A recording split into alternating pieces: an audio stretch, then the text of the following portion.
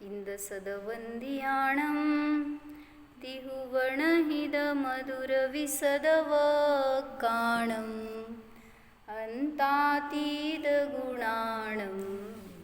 नमो जिनाणं जिदभवाणं। कुंदकुंदाचार्य भगवान की जय। मंगलाचरण दे म्हणत होते, काढून दिला.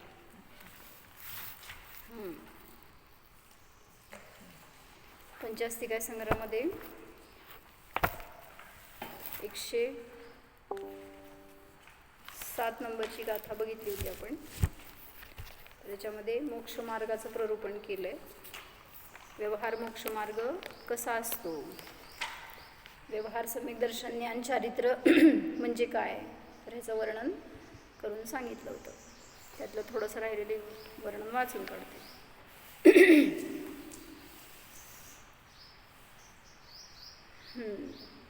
काय सांगितलं होतं? व्यवहार सम्यक दर्शन म्हणजे काय?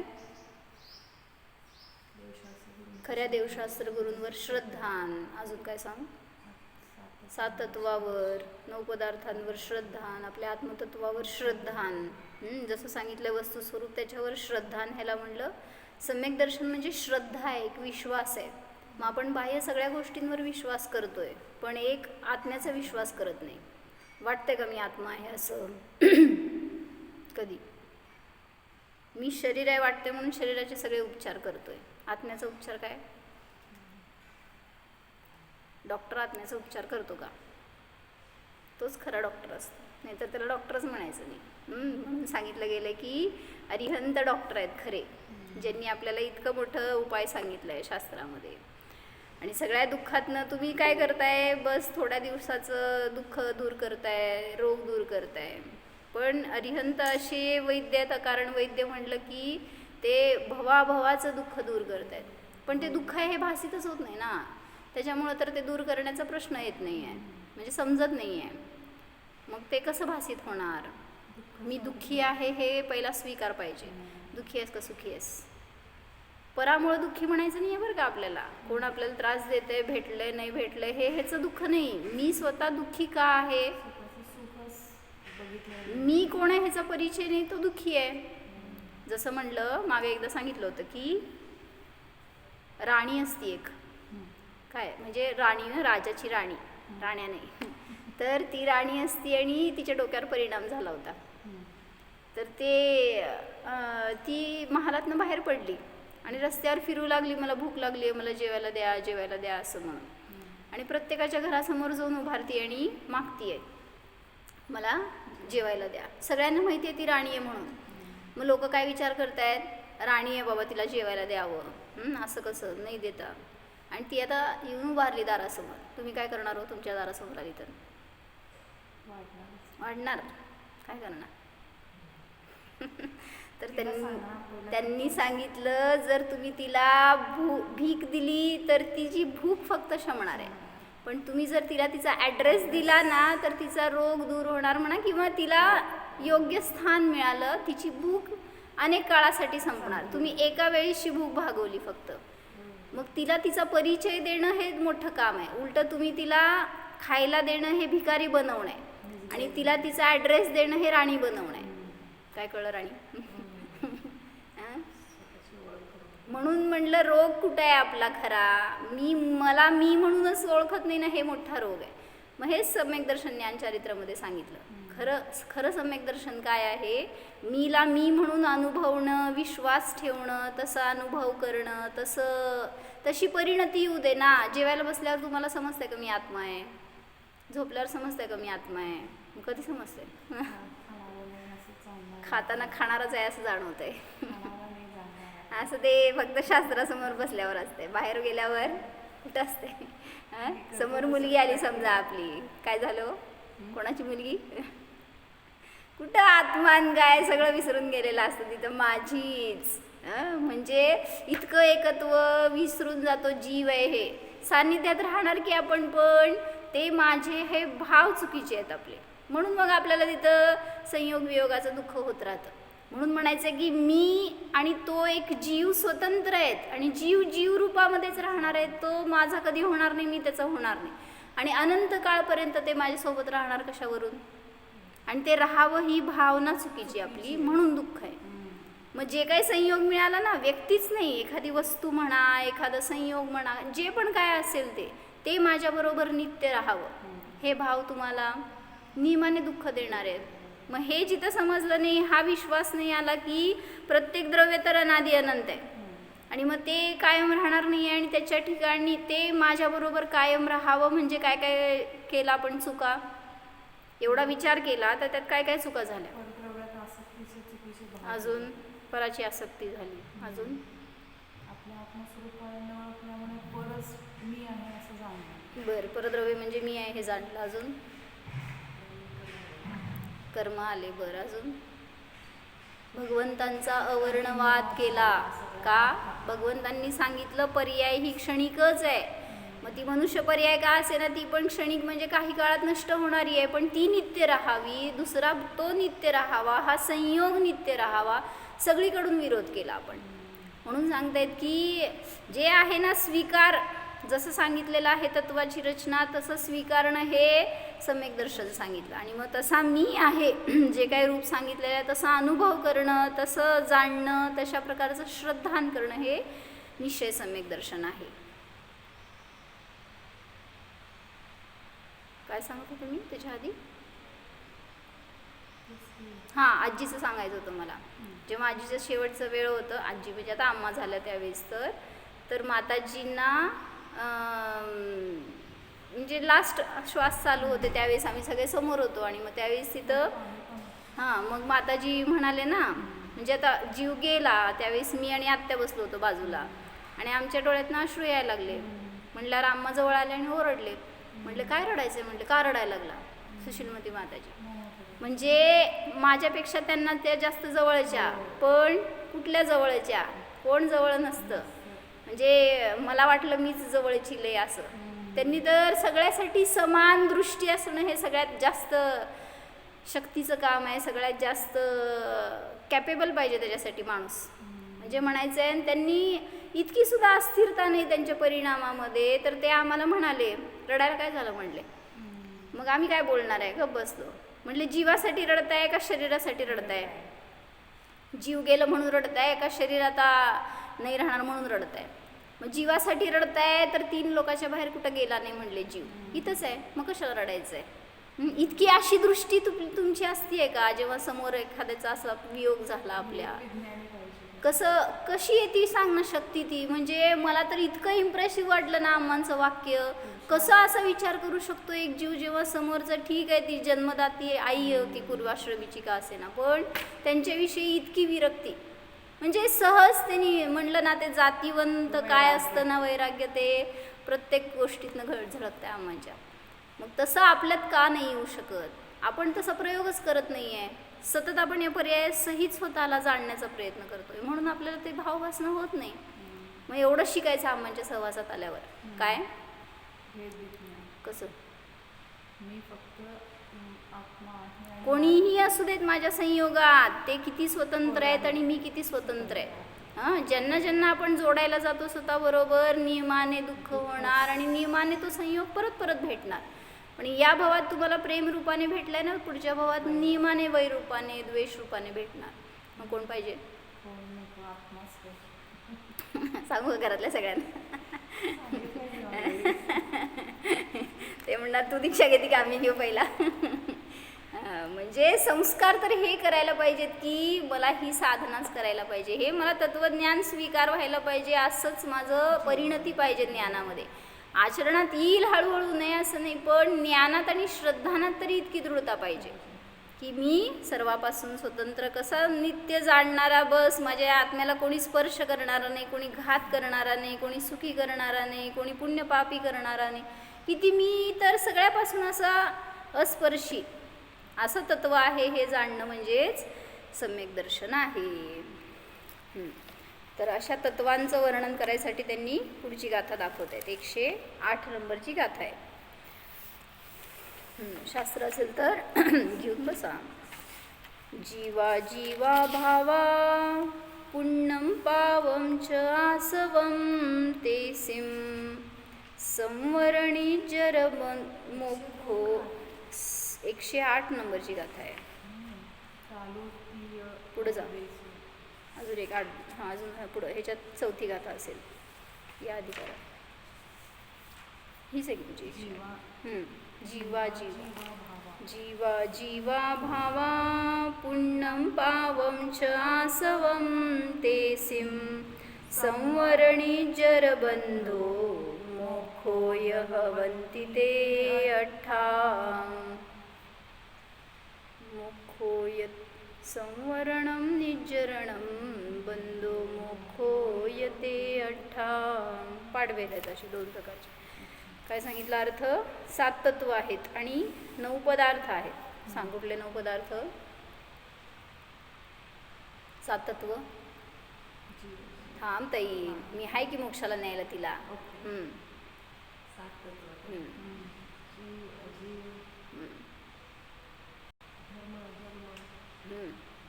कुठं न्यायचं ते धर्माला? बर बघ आयुर्वेदाच्या शास्त्रात कुठं निघतंय घाल कुठल्या तर कुठं तर. आपलं तत्व ठेव, दुसरं काय नाही. तर आपल्याला जेवढं आपलं आहे ना मिळवलेलं ते तर आपल्याबरोबर शाश्वत राहावं. पुढच्या वत हे जायचं आहे, कोण बरोबर जायचं नाही आहे. हे माझ्याबरोबर राहायलाच पाहिजे, ह्याचंच मला धारणा करायची आहे, संस्कार करायचे आहेत. नाहीतर मुलगा माझा, नवरा माझा, हे संस्कार नकोत. परिग्रह माझा, डिग्री माझी, हे मी असे हे नकोत आपल्याला संस्कार. हे पाहिजेत. म्हणून जीव अजीव, आश्रव, बंध, संवर, निर्जरा, मोक्ष, पुण्य आणि पाप हे सांगितलं गाथेमध्ये. शब्द आहेत ना. जीव अजीव, भाव म्हणजे हे पदार्थ. पुण्य, पाप, आश्रव, संवर, निर्जरा, बंध, मोक्ष हे पदार्थ. म्हणजे असे 9 पदार्थ आहेत असं सांगितलं. मग त्याच्यामध्ये आमचे थोडे वाक्य झाले होते. त्या पुस्तकात नाही आहे, या पुस्तकात असेल टीका. तर त्यांनी सांगितलं जीव कशाला म्हणायचं? चैतन्य ज्याचं लक्षण आहे अशा जीवास्तिकायालाच जीव म्हणलं. म्हणजे तुम्हाला जीव काय काय वाटतं? धन म्हणजे जीव आहे, हे शरीर म्हणजे जीव आहे. म्हणजे म्हणत नाही आपण तरी सुद्धा मान्यता ती असते. कशी? शरीराला काय झालं तर मला झालं हे वाटतंय ना. म्हणजे रोग झाला कोणाला तर जीवालाच झाला हे वाटतंय. म्हणून तिथं शरीरामध्ये आपण जीवत्व बघितलं. अजून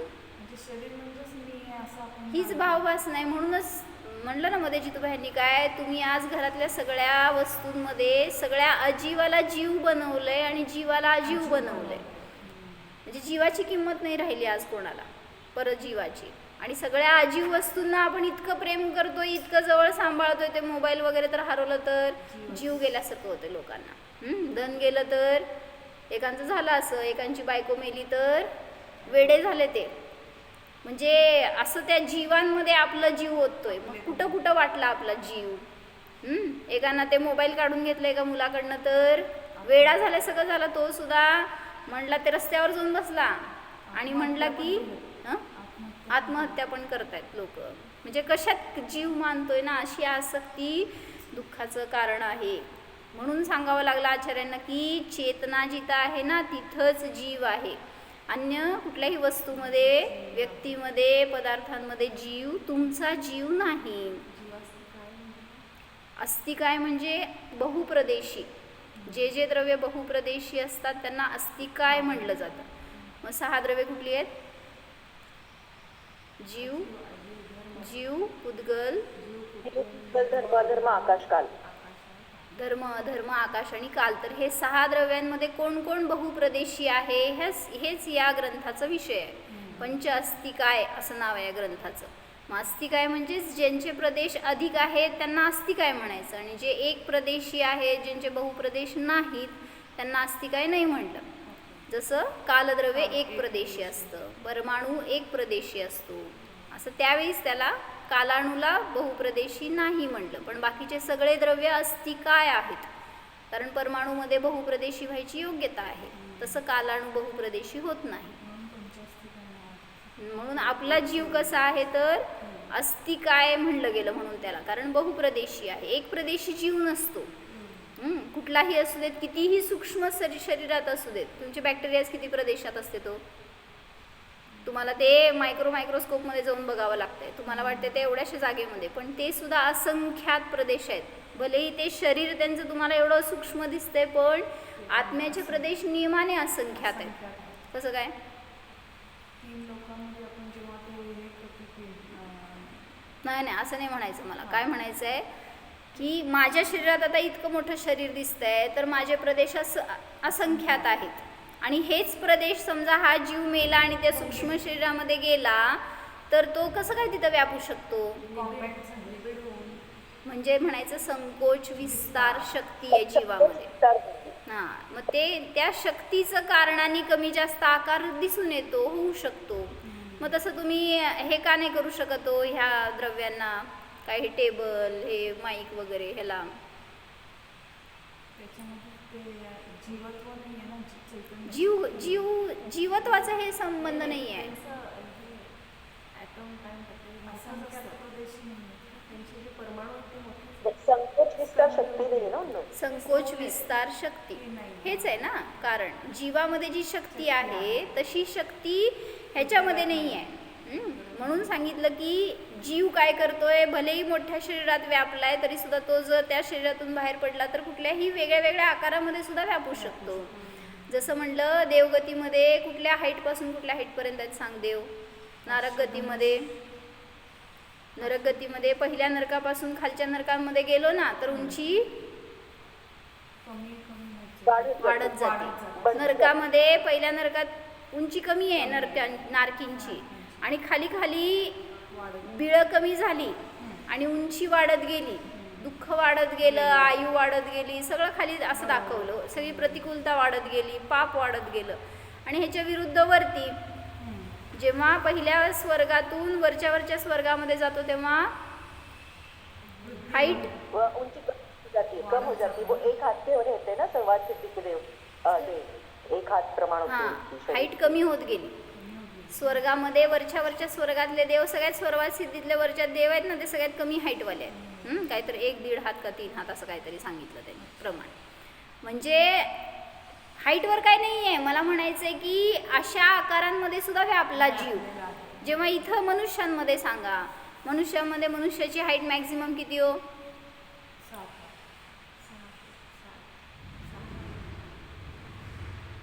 दीदी जी जो लास्ट वीडियो हमने देखी थी ना, तो सबसे हाइट ज्यादा वाला तो अभी 6 फुट। मैंने अभी कहा पूछा, मैंने पूछा मनुष्य गतीमध्ये कुठला जीव हाईट सगळ्यात जास्त? 500 धनुष्य, 550 धनुष्य म्हणजे किती असतं माहिती आहे का? आता ही बिल्डिंग आहे ना, ही बिल्डिंगपेक्षा जास्त हाईट अशी होती बाहुबली स्वामींची. तेच ना पूर्वीचे जे होते ना. अच्छा, बाहुबली स्वामींची. हां, चतुर्थ काळाच्या मागं अजून हाईट जास्त असते. तिसऱ्या काळात जास्त, त्यापेक्षा दुसऱ्या काळात जास्त, त्यापेक्षा पहिल्या काळात जास्त. आपल्याला नाही का शिखरजी खूप उंच वाटते, तर त्यावेळेस त्यांना नाही काय हाईट जास्त असल्यामुळे फटाफट म्हणून आपल्यासाठी एवढं मोठं काम करून ठेवलंय त्यांनी. हां, शिखरजीच्या डोंगरावर एवढ्या वर जाऊन कसं त्यांनी साधना केली असं लोकांचा प्रश्न असतो. हां, आम्हाला किती कष्ट व्हायले तुमच्या मागे यायचं म्हणजे असं ना. मला एकदम प्रश्न केला. मला पण असं झालं एकांचं की म्हणलं त्यांनाही तर वर एवढ्या येऊन ध्यानाला बसायचं, रोज यायचं, किती कष्ट म्हणले. हां, कोणाला कोणाची कशाची कष्टाची चिंता. तुम्हाला कष्ट व्हायला हे मागचं सांगायचं होतं कारण. आम्हाला इतका त्रास व्हायचा त्यांच्यामुळे त्रास होतो का? त्यांची उंचीच तेवढी होती, त्यांना काही त्रास नव्हता, असते सहज गेलेले. मग आपली हाईट वाढवायची का? नाही, मनुष्यच होते. हां, निर्मनुष्य जागा म्हणून तिथं गेले. आता एकांतामध्ये जाऊन ह्याला साधनेला बसतात लोक तसं. तर शिखरजीच्या पहाडावर चढायला त्यांना असं लवकर चढत होते. तुम्हाला चढायला म्हणजे कोणाला कशाची चिंता, ती साधना केली हे नाही दृष्टी आपली. कुठची दृष्टी? चढायला आणि उतरायलाच त्रास आहे, तर खायला प्यायला काय नाही असं. तर जीवाचे प्रदेश सुद्धा सांगितलं असंख्यात आहेत.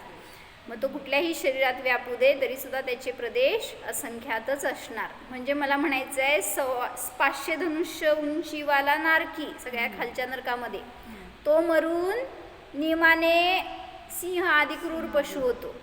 मग सांग 500 धनुष्यवाला तो नारकी येऊन सिंहाच्या शरीरामध्ये व्यापला. किती झाले हो प्रदेश? म्हणजे एक 500 धनुष्य म्हणजे किती म्हणायचं? एक धनुष्य म्हणजे 12 फूट, 12 किलोमीटर. नाही सॉरी, किती? एक योजन म्हणजे 12 किलोमीटर झालं. एक धनुष्य म्हणजे 4.5 फूट है ना? 4.5 तो 5 चौक 20 हो गया ना, फिर वो 20-21,000 हो गया. हां, म्हणजे 4-5 फूटचा एक धनुष्य, तर 500 धनुष्यवाला किती फूट आहे? आणि त्यात तेवढ्या शरीरातून मरून तो जीव इथं सिंहाच्या शरीरात आला. किंवा कोणी स्वर्गातला जीव असेल तो मरून एकेंद्रियामध्ये पण जन्मू शकतो. मग त्याचं शरीर किती सूक्ष्म.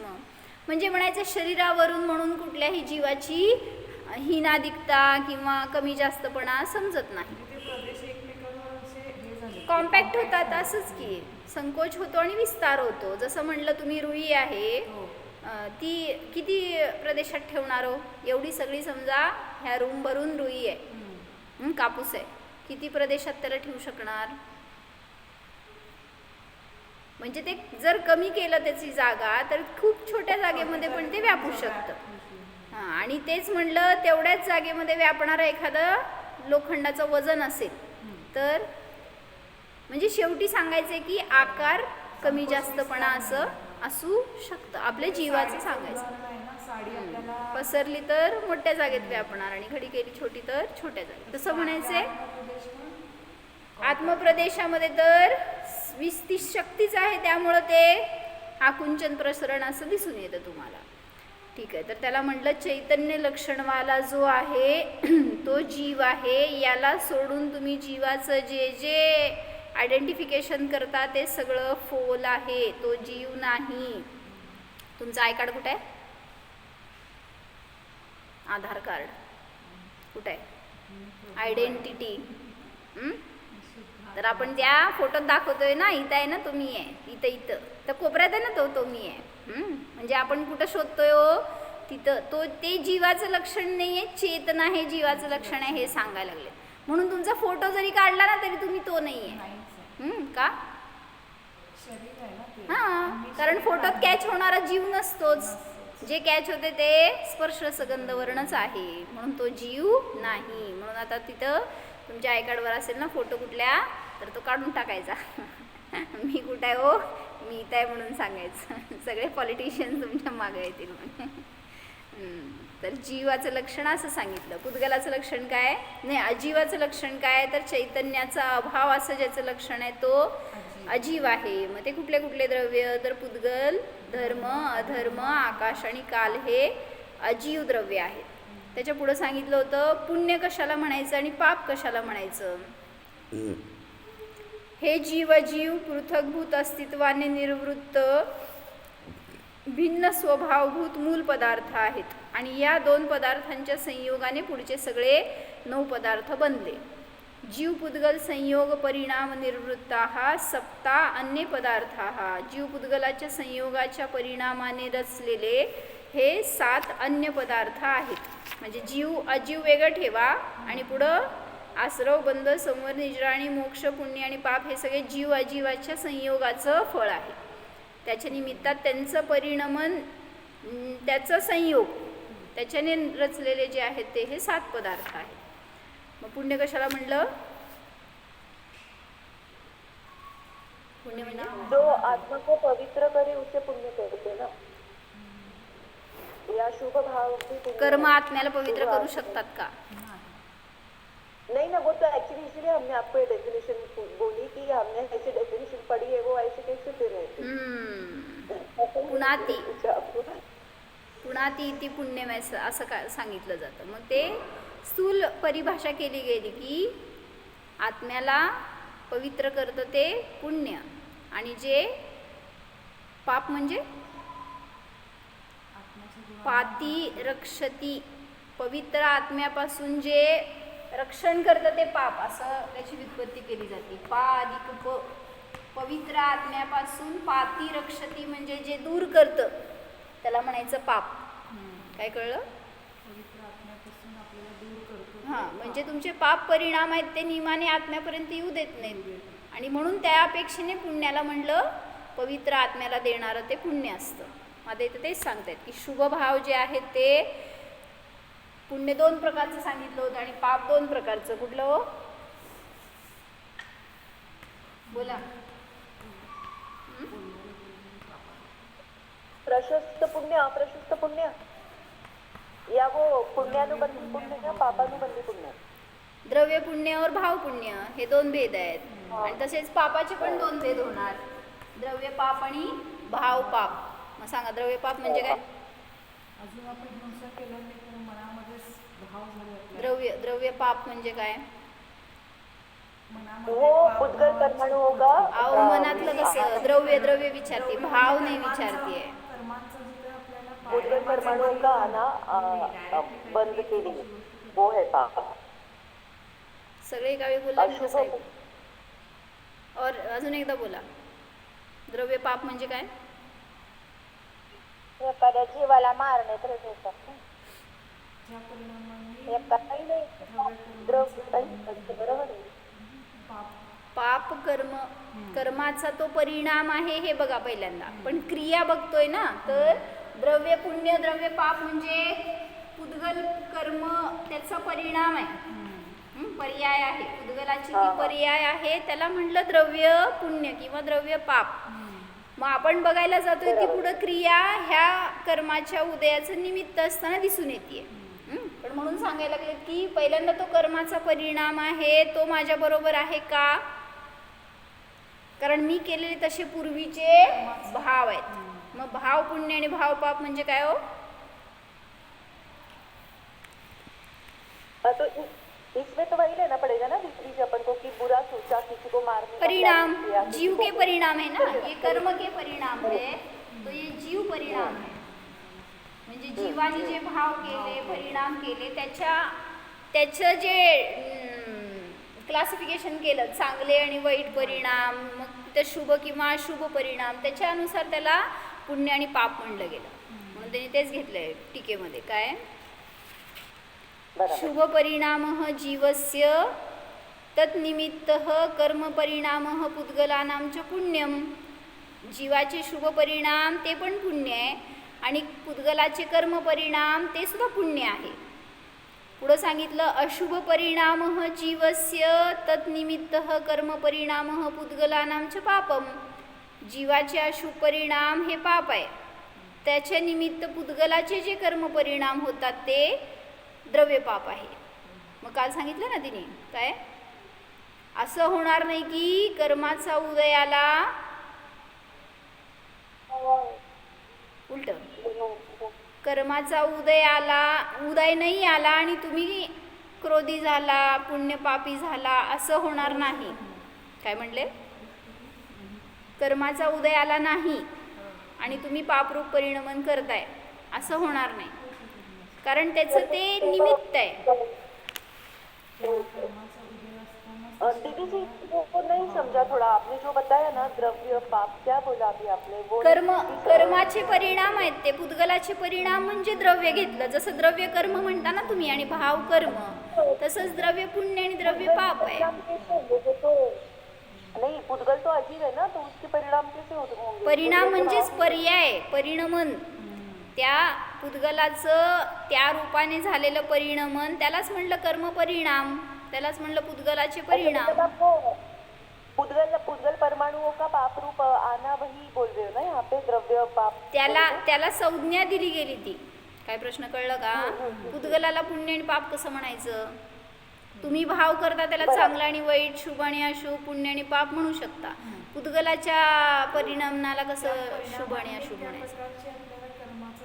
हां म्हणजे त्या कर्मपुद्गलांमध्ये तशी शक्ती आहे की ते जर उदयाला आले तर त्याच्या निमित्तात तुम्ही क्रोधी मानी किंवा शुभ अशुभ रूपाने परिणमन करता, म्हणून आरोप आला त्याच्यावर पुद्गलावर. त्या पुद्गल कधी शुभ नाही अशुभ नाही किंवा पुण्यरूप नाही पापरूप नाही.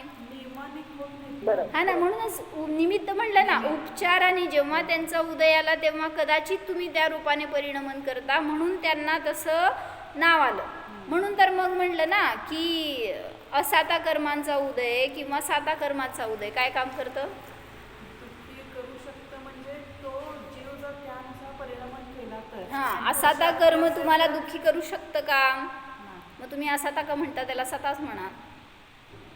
पण ते सुखी सुद्धा करू शकत नाही. म्हणजे कर्म किंवा पुद्गल ते तुम्हाला न सुखी करते न दुःखी करते, मी त्यानुसार परिणमन करतोय. म्हणून म्हटलं ना, कर्मांचा उदय नाही आला आणि तुम्ही पापी झाला असं होणार नाही. पण कर्मांचा उदय आला आणि तुम्ही पापी व्हायलाच पाहिजे असं पण नाही. काय कळलं सांग? कंपल्सरी नाही बरोबर. त्यावेळेस तसेच परिणाम केलेच पाहिजे. मी म्हणजे उदय येतात पण मी त्यावेळेस स्वतःला जर सांभाळलं तर ते कशाही होणार नाही. बरोबर. असं करतो का? इथं तर समजलं शब्दामध्ये. प्रयत्न करायला स्टेप एक प्रोग्रेस. मोह सगळ्यात पहिला मोहाचा उदय आहे ना, तो जबरदस्त असतो. मग जेव्हा त्या मोहाचा उदय येतो ना, तिथं स्थिर राहण्याचा प्रयत्न करा. तिथं निर्मोह स्वभाव आहे हे जाणीव करा. जाऊ दे, सतत स्वतःला म्हणूनच म्हणलं ना, शब्दातून तरी सांगत राहावा. जेव्हा समोर आली ना, समज आता उद्या तुझी मुलगी समोर येणार, काय करणार ग? किती आनंद, किती अतिंद्रिय आनंद, भयंकर आनंद होणार. मग त्यावेळेस तिथं स्वतःला एवढंच अनुभव द्या की मी निर्मोह आहे आणि तो स्वतंत्र जीव आहे. त्याचं परिणमन आणि माझं परिणमन भिन्न आहे, स्वतंत्र आहे. मग मी निर्मोह आहे याचं म्हणून तरी संस्कार करायचे स्वतःवर. त्याच्याशिवाय सुटणार नाहीत ते विचार. म्हणून सांगितलं काय की पुद्गलाला म्हणलं शुभरूप किंवा पुण्यपापरूप, तर हे सगळं जीवाच्या परिणामाचं उपचाराने म्हणलं. कोणाचं तर वाचतंय. पुढं सांगितलं मोह राग द्वेष राहू दे झालं.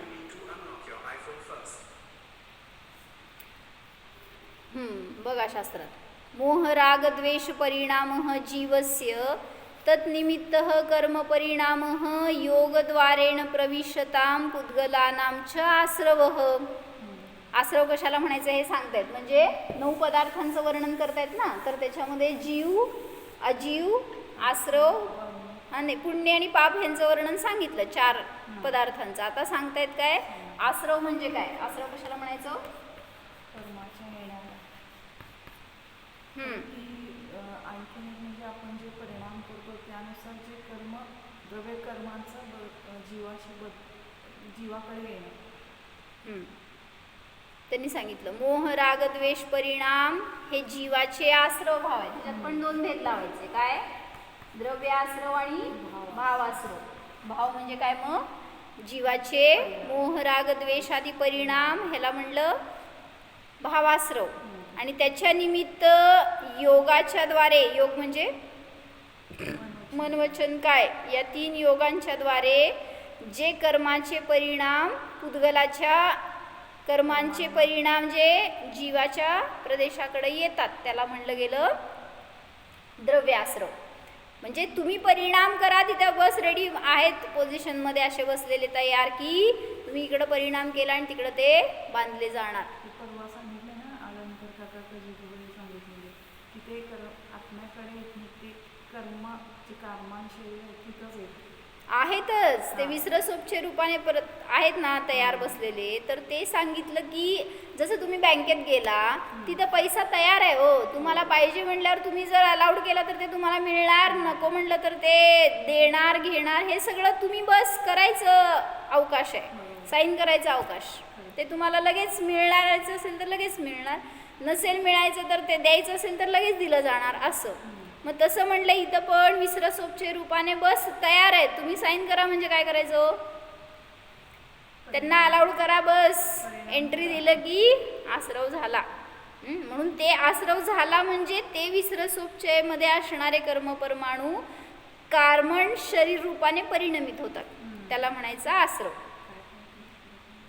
विसरसोपचय म्हणजे अजून ते तुमच्याशी बद्ध झाले नाही आहेत, पण कर्मरूपाने परिणमित होण्यासाठी तयार असलेले परमाणू. तुम्ही इथं राग केला, जस्ट 1 सेकंद तुम्ही इथं परिणाम केलाय, तर तेच परमाणू लगेच तुम्हाला येऊन बांधले जाणार. म्हणजे आता इथं आहेत आपण असे परिणाम काय केलं की ते लगेच असं. म्हणजे आता समज हातात तुझ्या मॅग्नेट आहे आणि खाली इथं सगळीकडं पसरलेले ते मेटल कण आहेत काहीतरी.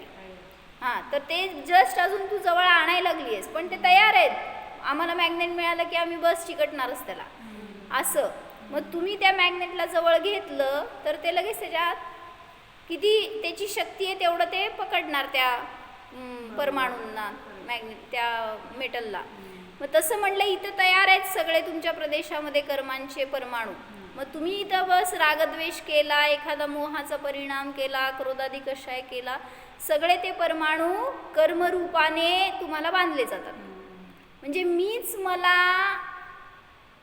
परतंत्र बनवतो, बंदी बनवतो आणि म्हणतोय काय, मला दुःख आहे, कोणी मला बांधलंय, परतंत्र केलंय असं. जेवढी आपण ज्या परिणामांमध्ये आपली इंटेन्सिटी असणार तसे तेवढे कर्म आणि तशा रूपाने ते. म्हणून मोहावरच लावायचं. तुम्ही जितका तीव्र मोह करताय ना तेवढं समजून घ्या तीव्र तुमचा अजून संसार परिभ्रमण आहे. काय म्हणले? आणि ज्याला संपवायचं आहे त्याला आदिनाथ स्वामी होते ना, म्हणजे आदिनाथ राजा. त्याला किती मुलं? महाराणी 102, 100 मुलं आणि 2 मुली होत्या. मग सांग किती मोह? तुम्हाला किती? 2. मागचे 100 गेले. हां, आणि मग त्याच्यामध्ये त्याला किती मोह असायला पाहिजे, त्याला किती संसार असायला पाहिजे. कसं काय त्याच भावात मोक्षाला गेले? त्यांची मुलं नव्हतीच. मी माझी मुलं धरून बसतोय ना विचारामध्ये, म्हणून मला तिथं मोह आहे. मग जेवढा तीव्र मोह, जेवढी तीव्र आसक्ती आहे तेवढं परिभ्रमण अधिक आहे, तेवढा तो कर्मांचा बंध अधिक आहे, तेवढा स्थिती अनुभाग अधिक आहे. त्यामुळं ते फेडेपर्यंत तुम्हाला इथं राहावंच लागणार.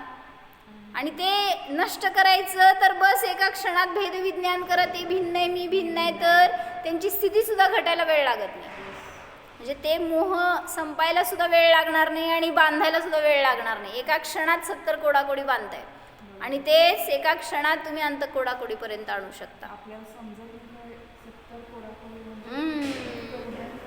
म्हणजे मी आता फक्त एक क्लेश परिणाम केला, काहीतरी भयंकर क्रोध केला समज, मला वाटतं बस 1 मिनिट तर झाला होता असं काय मी केलं, पण त्याच्या निमित्तात समज एक एक्झाम्पल की कमीत कमी 20-25 वर्ष मला दुःख भोगावं लागणार असं मी त्या एका परिणामामध्ये काम केलंय. तेच एक्झाम्पल सांगितलं मी. म्हणून असे असंख्यात वर्षापर्यंत आपल्याला भोगावे लागतील असे कर्म आपण एका परिणामाने बांधतो. आणि म्हणून अज्ञानी आहेत ना जे काय, ज्यांना तत्व माहीत नाही आहे, आत्मा माहीत नाही आहे, भेदविज्ञान माहीत नाही आहे, त्यांचं किती आश्रवबंध चालू आहे असं वाटतंय. पण मी काय करतोय, मला पण अजून तत्वाची ओळख नाही आहे, आत्मा म्हणजे काय माहीत नाही आहे, तर त्यांच्या समानच आहे मी पण. म्हणून मिळालं ना हे तत्वज्ञान, एवढी शिदोरी ठेवायची, मी भिन्न आहे, परद्रव्य सगळे मायापासून भिन्न आहेत आणि मी जीव आहे ह्याची मला सतत भावभासना व्हायला पाहिजे. तर आपल्याला बरोबर आहे. म्हणून परिणाम कसं सांभाळायला पाहिजे, हे आश्रव होत आहेत हे समजून तरी, घाबरून तरी ॲटलिस्ट त्याच्यापासून दूर राहा. नाहीतर ज्याला त्याच्याबद्दल जाऊ दे ना, काय त्याच्यात ते तरी येणारच आहेत, ते बांधले जाणारच आहेत, त्याला नष्ट कोण करत बसायचं आहे, ते आपलं पण होतील नष्ट असं म्हणणारा येऊ देत ना, पैसा येणारच आहे जाणारच आहे असं म्हणू देत. मग त्याला कष्ट कशाला करताय, म्हणजे तिथं पुरुषार्थ करताय, काय मिळणारच आहे पाहिजे त्यावेळेस, जर असेल भाग्यामध्ये तर खायला मिळणार आहे असं म्हणून गप्प बसला तर तिथं पुरुषार्थ करतोय. मग इथं सुद्धा तुम्हाला तेवढाच पुरुषार्थ करावा लागणार, त्याच्याशिवाय ह्या कर्मापासून मुक्ती मिळणार नाही. म्हणून एवढाच पुरुषार्थ करायचे, मी निष्कर्म आहे, ह्या सगळ्या उदयापासून भिन्न आहे, त्या उदयांना सुद्धा मी जाणणार आहे. आणि मग असं जाणलं तर आपली पण निष्कर्म अवस्था प्रगट होऊ शकते.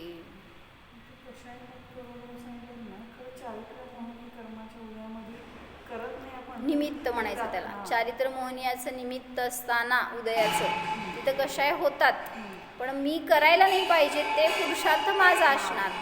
मी जर त्याच्या अधीन झालो तर त्याच्या अनुसार परिणमन करतो, म्हणून मला त्याच्या अधीन व्हायचं नाही, असा पुरुषार्थ करायला पाहिजे. ओम. जाणं स्वतःच्या स्वाधीन जीवाला जाणं,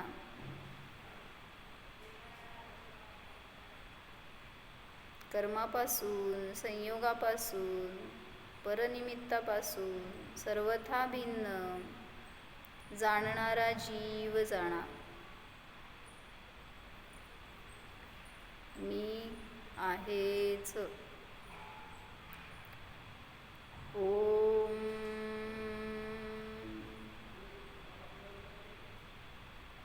विसर्जन. नमो हरिहंता.